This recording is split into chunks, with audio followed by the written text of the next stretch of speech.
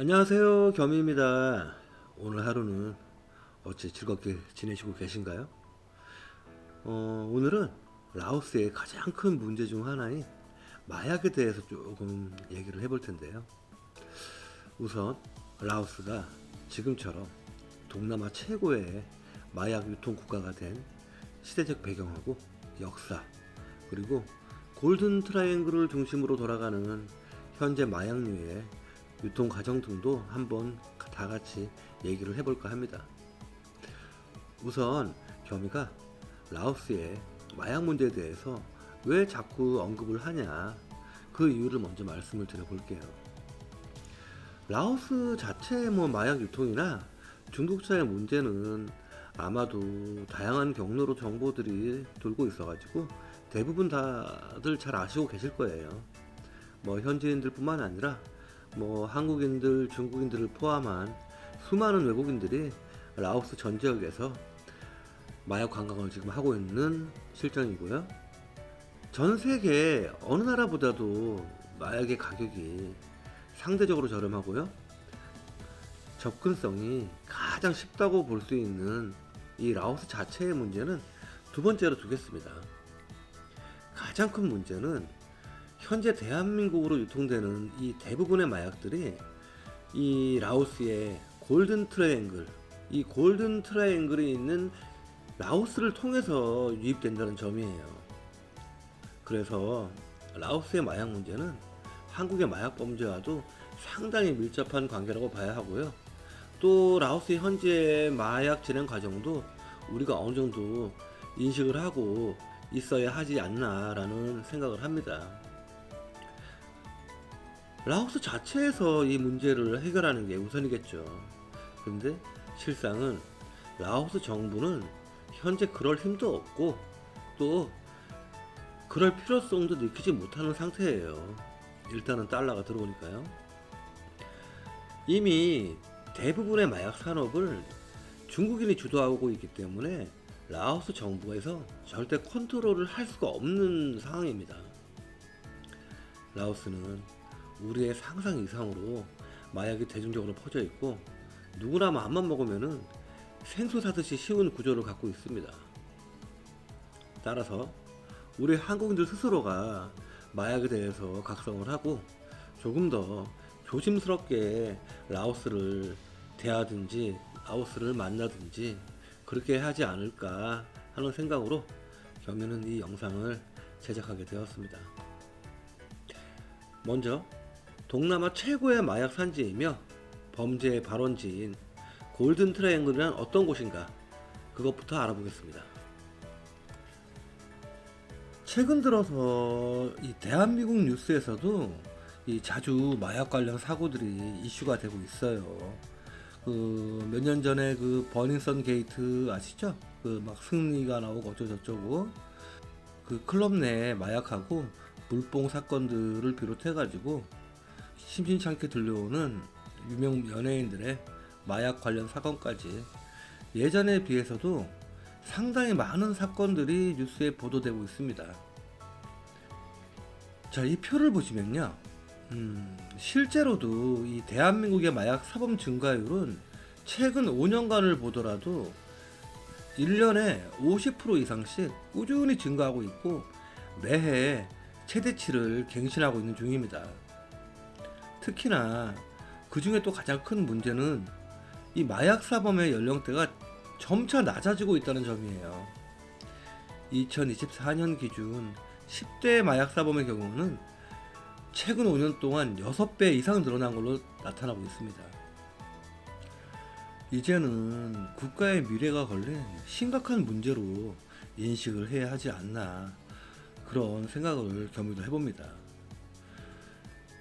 현재 대한민국 마약 관련 사건 사고의 대부분이 오늘 겸이가 말씀드리고자 하는 골든 트라이앵글에서 생산되는 대규모 마약들이 시작점이 되기 때문에 또 다소이 불편한 영상을 만들게 된 이유이기도 합니다. 사실상 인도 차이나의 마약 문제는 1800년대 이후 식민지 역사를 주도하던 뭐 영국이나 프랑스나 일본이나 그런 강대국들에 의해서 진행이 되게 돼요. 뭐 근데 일단 이 부분은 다음에 다시 한번 제가 또 얘기를 해보기로 하고요. 오늘은 라오스하고 관련된 골든 트라이앵글 지역만, 그 지역에 대해서만 얘기를 해보도록 할게요. 먼저 전 세계 마약의 40%, 아시아 지역의 80%의 마약을 생산한다는 골든 트라이앵글의 위치입니다. 미얀마의 샨주하고 태국의 치앙라이, 그리고 라오스의 보케오주가 만나는 세 국가의 접경 지역을 말하는데요. 뭐 한국어로는 황금의 삼각주라고 얘기를 합니다. 골든 트라이앵글의 어원은 황금의 삼각주라고 해석이 되지만은 실제 의미는 지역과는 그다지 상관이 없습니다. 당시 황금보다 더 가치가 있다는 아편의 다른 의미가 검은 황금이란 뜻이었다고 해요. 그러니까 토지의 명칭이라기보다는 이 아편의 가치를 뜻하는 단어라고 생각하시는 게 더 타당합니다. 2019년 기준으로 골든 트라이앵글의 마약 유통 규모가 얼마냐? 약 600억 달러로 하나로 따지면 약 77조 7천억에 이르는 어마어마한 규모를 자랑하고 있습니다.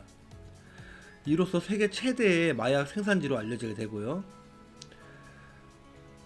예로 중국이 라오스에 지원한 1대1로 사업 중에 고속철도 분야에 지원한 금액이 한 7.8조 정도였다고 하는데요. 이 골든 트라이앵글 지역에서 이 77조의 현금이 돌아간다고 보면은 뭐 상상을 초월하는 금액이죠. 라오스는 이 골든 트라이앵글의 중심점이고 또 동남아 마약 루트와 범죄에서 빼놓을 수 없는 당사국입니다. 공무원 급여도 주지 못하는 라오스가 밤만 되면은 이 페라리 같은 슈퍼카가 돌아다니는 이유가 되기도 하고요.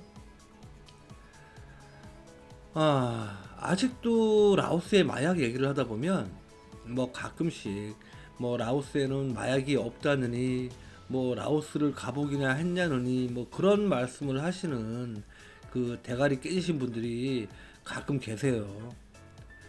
라오스는 이미 1940년대 이전부터 아편을 포함한 각종 마약류의 주 생산지였다는 점을 겸이가 다시 한번 알려드리고 싶습니다. 라오스 마약 얘기에 민감하게 반응하시는 분은 겸이가 솔직하게 생각하기에 그냥 이분은 약쟁이가 아닌가, 뭐 그렇게 겸이는 생각이 듭니다. 아무튼 골든 트라이앵글이 본격적으로 전 세계 1타 마약 생산 공장이 된 거는 1940년대 이후부터입니다. 또한 최초의 골든 트라이앵글의 시작점은 미얀마로부터 발생되었고요. 현재도 미얀마 지역이 주요 생산 공장으로 알려지고 있습니다. 뭐 일부는 라오스 생산도 있어요. 근데 어찌 보면은 라오스 입장에서는 조금 억울한 부분들도 있을 겁니다. 대량 생산은 미얀마 쪽인데 뭐 대부분의 유통이 이 라오스를 거치다 보니까 욕은 욕대로 다 먹고 있으니까요. 쉽게 생산은 미얀마에서 하고 유통은 라오스에서 진행된다고 보시는 게 이해가 빠르실 겁니다. 뭐 물론 골든 트라이앵글은 이미 1940년대 이전부터 아편 생산의 최고 유통지로 유명한 곳이었어요. 1880년대 프랑스 식민지 시대 있죠. 네, 그 당시부터 이 라오스를 아편 재배지로 프랑스가 이용한 전력이 있고요. 골든 트라이앵글 지역뿐만 아니라 뭐 미얀마, 뭐 라오스 등 고산 지역에서도 뭐 특용작물 개념으로 이 아편의 원재료인 양귀비 생산이 활발하게 진행되고 있었던 그런 지역이기도 합니다.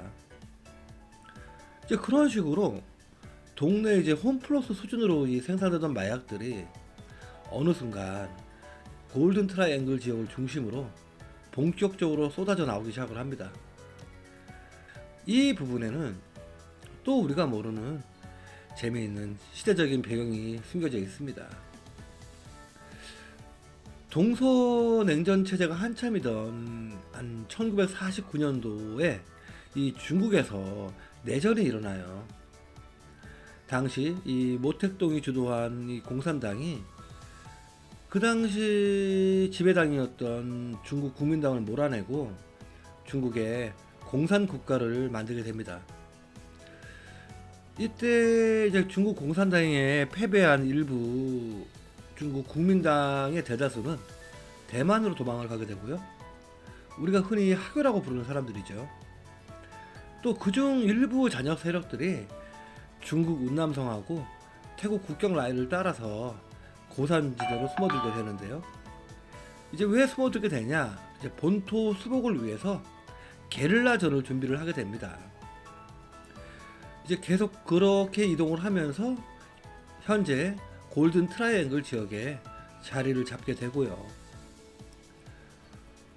또한 공산주의에 대응하는 또 이 국민당을 위해서 미국의 중앙정보국하고 국민당 본진인 저 대만 쪽 장개석 그리고 태국 정부가 이들 국민당의 일부 세력을 지원하게 됩니다.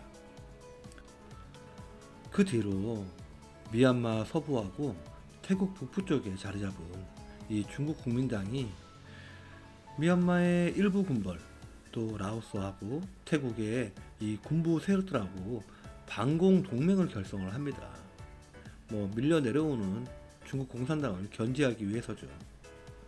그리고 반공 동맹의 유지 비용을 충당하기 위해서 본격적으로 마약 생산과 유통 그리고 수출을 시작하게 됩니다. 당시 미얀마와 라오스에 널고 널렸던 양귀비로 아편을 제조해서 자금을 충당하게 된 거예요. 아이러니하게 식민지 시대 이후 이 지역의 본격적 아편 장사는 공산국가가 아니라 민주주의를 추구하던 이 중국 국민당하고 라오스, 태국 군부에 의해서 시작이 된 거예요. 그러나 저러나 중국 애들은 안 끼는 데가 없네요. 근데 문제는 당시 이 공산주의하고 첨예한 대립을 벌이고 있던 미국과 서방 세력들입니다. 이 중국하고 소련 등 이 공산당에 대항 중인 이 동맹 세력이라는 이유만으로 이 국민당이나 라오스 군부나 이 태국 군부들이 진행하고 있었던 마약 생산 및 판매를 이 공식적으로 문제를 삼지 않았어요. 그래, 너네들 반공 활동을 하니까 우리가 어느 정도 지원을 해줄게. 모자란 돈은 너네 동네에서 그 흔하디 흔한 아편을 팔아서 만들어 써라. 이런 식이 된 겁니다. 이렇게 서방 세계하고 미국의 지지를 받은 중국 국민당 일부 세력하고 태국 군부, 라오스 군부 이 반공 동맹 연합팀이 본격적으로 아편과 헤로인 생산을 시작하게 돼요. 이 시기가 바로 골든 트라이앵글 지역이 전 세계적인 헤로인 생산과 유통 공장으로 알려지기 시작한 그 시기입니다. 아참, 헤로인은 이 아편을 제조해서 만드는 마약인데요. 한때 전 세계 대부분 마약을 차지했던 강력한 마약 중 하나이고요. 미국도 그 당시 이 헤로인 중독자가 가장 많았던 국가이기도 합니다.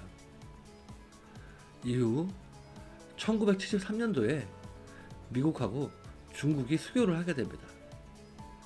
이게 수교 조건 중 하나로 중국은 미얀마 공산화를 잠정 중단하게 되고 미얀마 공산당에 대한 원조하고 지원을 다 끊어버리게 됩니다.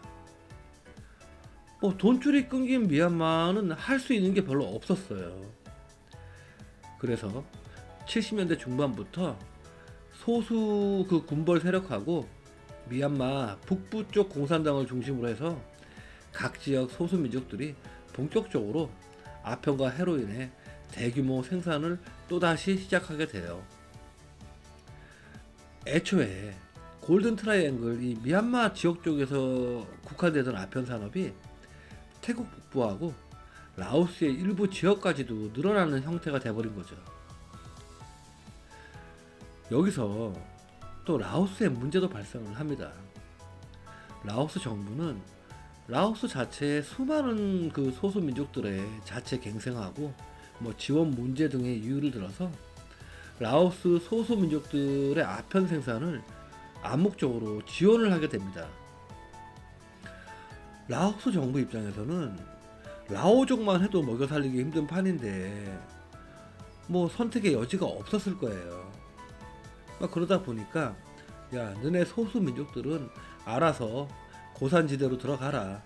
그리고 거기서 양귀비 재배해서 아편 팔아서 먹고 살아라. 이런 식이 돼버린 거예요. 예를 들면 몽족 같은 경우가 고산지대에서 이 아편 생산을 주도했던 소수 민족 중 하나로 알려져 있고요. 마약 중독자 또한 많은 것도 실제 사실입니다. 이렇게 또 골든 트라이앵글은 90년대 후반까지 전 세계 최고의 아편과 헤로인 공급 공장으로 이름을 날리게 됩니다. 이런 전반적인 과정에서 다양한 동남아 역사가 또 급변하기도 하는데요. 이제 기존 마약 장사로 이 게릴라전을 준비하던 이 중국의 국민당 세력들이 점차 사그라치고 다시 그 대만으로 본토로 돌아가고, 네. 그 후 이 자리를 미얀마의 소수 민족들하고 군벌 세력들 그리고 미얀마의 일부 공산당이 차지를 하게 돼요. 이후 미얀마는 아편 장사로 덩치가 엄청나게 비대해집니다. 미얀마 북부에서 공산당들이 쿠데타를 일으키기도 하고요. 일부는 아예 미얀마 정부로부터 정식으로 아편 재배를 허가를 받기도 해요. 개판도 이런 개판이 없는 거죠. 이제 2000년도에 들어서면서 전 세계의 공조 수사하고 압박으로 골든 트라이앵글은 다소 그 세력이 약화되기 시작합니다. 미얀마에 그 유명한 마약왕들이 건거되기도 하고요. 그 세력도 약해지기 시작합니다. 미얀마 정부의 압박과 함께 미국이나 서방 세계도 움직이고 또 태국이나 기타 한국 또한 마약과의 전쟁을 선포를 하게 돼요. 하지만 그랬던 좋은 시절은 그리 오래가지 못했습니다.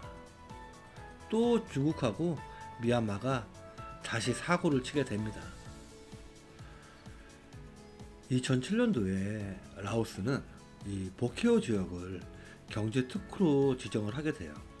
또 중국은 이 지역에 카지노 산업하고 유흥 산업 등에 대규모 투자를 시작하게 됩니다. 또 이 보케오 지역이 개발됨과 동시에 또 중국의 삼합회나 또 각종 글로벌 폭력 조직들도 이곳으로 모이게 되는데요. 또 거기에 미얀마의 내전이 터지면서 이 골든 트라이앵글 지역 중 미얀마의 마약 생산이 폭발적으로 늘어나게 돼요. 이제 이곳에서 생산되는 마약들은 라오스 보케오를 거쳐 전 세계로 수출되기 시작합니다. 카지노 사업의 특성상 이 현금이 넘쳐나잖아요. 이제 이렇게 되다 보니까 이 보케오 지역은 마약뿐만 아니라 인신매매, 살인, 폭행, 납치, 보이스피싱 등등 온갖 범죄가 넘쳐나는 범죄 도시가 되고 말아요. 그러다 보니까 자연스럽게 보케오가 마약의 유통기지가 되는 거는 누구나 다 예상할 수 있었던 결과였을 겁니다. 더 큰 문제는 2010년대 이후부터는 다소 이제 제조가 까다롭던 아편이나 헤로인, 몰핀 이런 천연 마약은 점점 사라지고 비교적 간단하게 제조가 되는 이 합성 마약인 메스 암페타민을 대량으로 생산을 하기 시작했어요. 그 메스 암페타민이 우리가 아는 그 필로폰 또는 히로뽕이라고 부르는 그 마약입니다. 현재에도 가장 많이 유통되는 마약이라고 할 수 있고요. 지금 이 순간도 라오스 클럽이나 술집이나 그런 곳에서 생수처럼 손쉽게 유통되고 있는 그 마약이 이 바로 메스암페타민, 일명 히로뽕입니다. 메스암페타민은 또 가루나 액체, 알약 등 다양한 상품으로 제조가 가능해요. 알약처럼 만든 거는 야바라는 이름으로 전 세계에 또 유통이 되고 있고요. 그 비슷한 종류로는 한때 대한민국에서도 크게 문제가 됐었던 엑시터시라고 MDMA라는 그 마약이 또 있습니다. 우리가 흔히 마약 관련 영화에서 보시듯이 그 주사기로 맞거나 코로 흡입하는 마약들은 다 이 메스암페타민, 필로폰이라고 보시면 됩니다. 이곳에서 생산되는 마약 중 일부분은 라오스를 거쳐 호주로 가거나 또 일부는 미국이나 유럽, 서방 세계 또 그쪽으로 가기도 하고요. 또 그 중에 일부는 한국하고 일본으로 유통되고 있는 실정입니다. 최근에는 이 라오스 비엔티안을 거쳐서 태국 농카이에서 국제 우편으로도 한국에 도착되는 걸로 보고가 되고 있고요. 이런 점을 보면은 한국인 마약 조직이 라오스에도 들어갔다는 말이 있는데 그 말이 합리적이라고 볼 수 있습니다. 물론 표면적으로 보면은 한국을 비롯한 미국, 태국 등 다양한 국가들의 공조로 골든 트라이앵글 지역에 마약 단속이 가끔씩 진행되기도 하고요. 또 그 결과가 나타나기도 합니다. 그런데 이런 공조 또한 한계가 있습니다. 내전 중이라는 이 미얀마의 특수한 상황도 있겠지만은 이 골든 트라이앵글의 유통시장인 이 보케오가 최대 투자자가 바로 중국이라는 문제가 있거든요. 자칫 대규모 단속 과정에서 중국하고 또 마찰이 생길 수도 있기 때문에 쉽게 해결이 될 수 있는 문제는 아닙니다. 라오스 보케오의 경우는 100% 중국 자본으로 세워진 지역이라 중국 입장에서는 자기네 본토를 걷는다고 느껴질 수도 있습니다. 아무튼 이래저래 골치가 아픈 건 라오스입니다. 라오스 정부 입장에서는 고산지대 이 소수민족들 아편 재배를 이제는 금지하고 있고요. 커피나 기타 구황작물로 대체하는 노력도 지금 하고 있는 걸로 알고 있는데요. 또 일부 지역에서는 자체적으로 마약 단속도 하고 있고 가끔씩 그 페이스북 뉴스에 마약사범 검거 뉴스를 띄우기도 합니다. 그런데 문제는 또 중국입니다. 이 중국 자본이 대규모로 투입된 보케오나 비엔티안이나 그런 대도시들은 애초에 마약 산업을 중국 애들이 쥐고 흔들기 때문에 라오스 정부가 함부로 손을 댈 수가 없다는 거예요. 또 여기에서 이 중국 애들의 이중성을 또 볼 수가 있는데요. 1800년대에 두 차례 영국하고 아편 전쟁을 치렀잖아요, 이 중국이. 그 후로 마약이라면 치를 떱니다, 이 중국 애들이. 실제 현재에도 전 세계에서 마약에 관련된 법이 가장 엄격한 나라가 중국입니다. 여차하면 사형이에요. 물론 고위층들이나 유명 연예인들의 경우는 마약 사범으로 잡혀도 보통 집행유예로 나오긴 하더라고요. 그런데 일반인들의 경우는 거의 실제로 사형이 집행되는 국가가 이 중국입니다. 근데 또 반대로 이 라오스나 미얀마나 또는 골든 트라이앵글에서 이 행해지는 마약 장사에 대해서는 다소 애매한 포지션을 보이고 있는 것도 중국 애들입니다. 또 최근 미국 트럼프 대통령의 대중국 관세 조치 등 그런 배경에는 이 현 시대 최고의 마약이라는 이 펜타닐의 원재료가 중국 생산이라는 문제가 있기도 하거든요.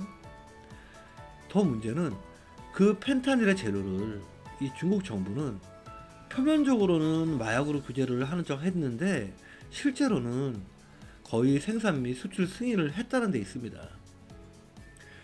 그 원자료를 공급받은 멕시코에 이 시날로아 카르텔이라고 있어요.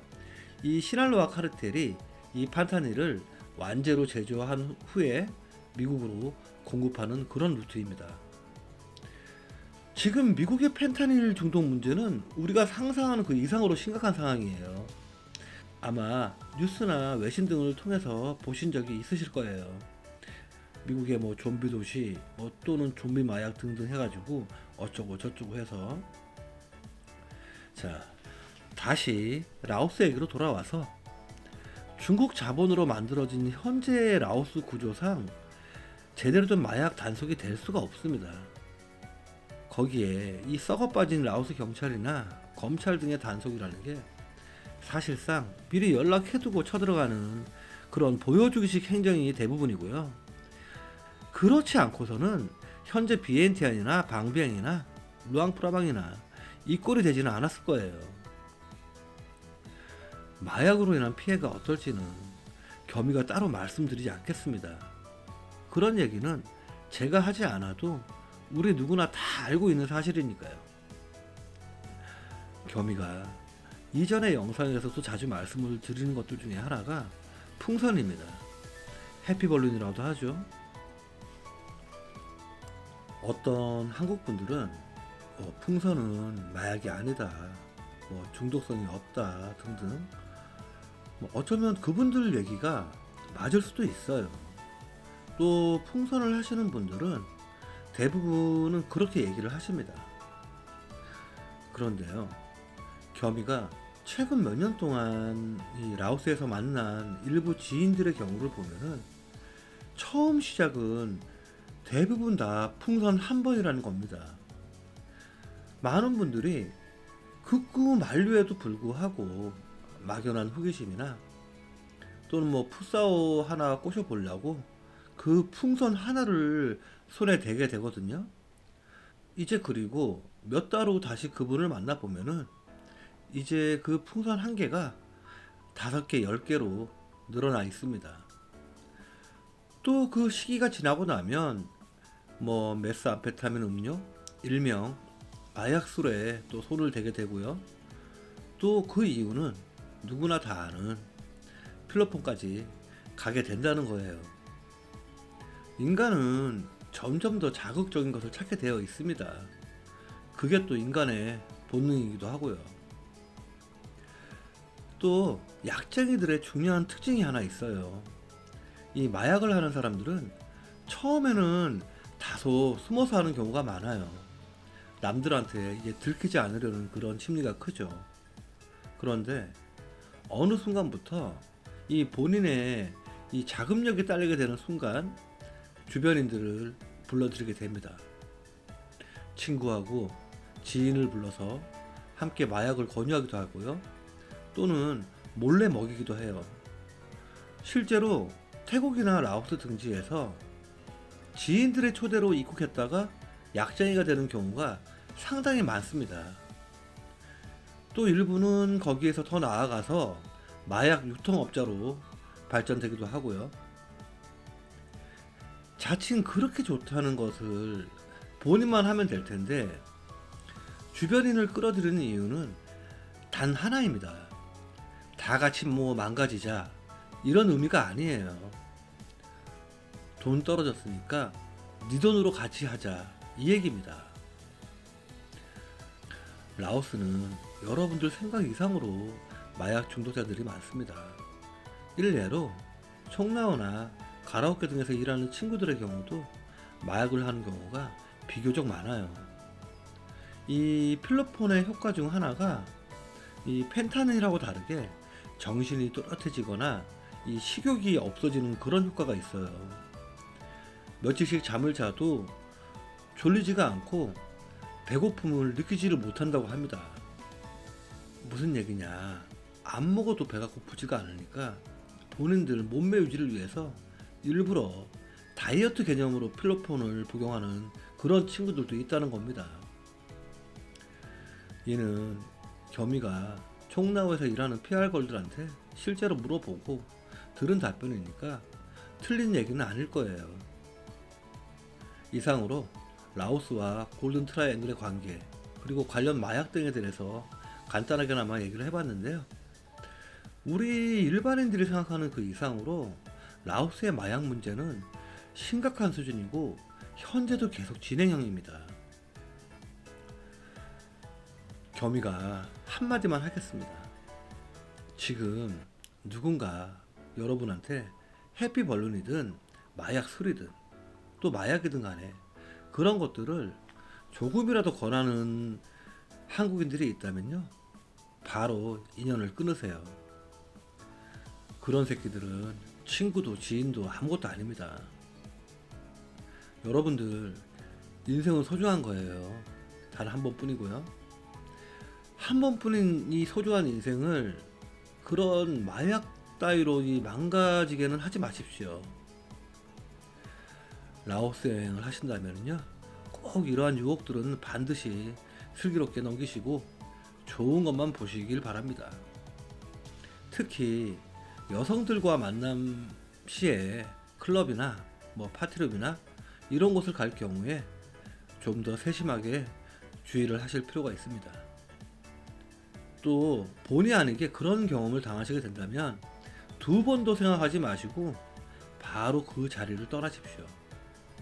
순간의 판단이 여러분의 인생을 건질 수도 있습니다. 항상 안티만 늘어나는 방송만 하는 겸인 것 같은데요. 저도 어느 순간부터는 즐거운 여행 방송만 하게 되길 기원하면서 오늘 영상을 이만 마치도록 하겠습니다. 시청해주셔서 너무너무 감사드리고요. 오늘 밤도 즐겁고 해피한 밤 되십시오.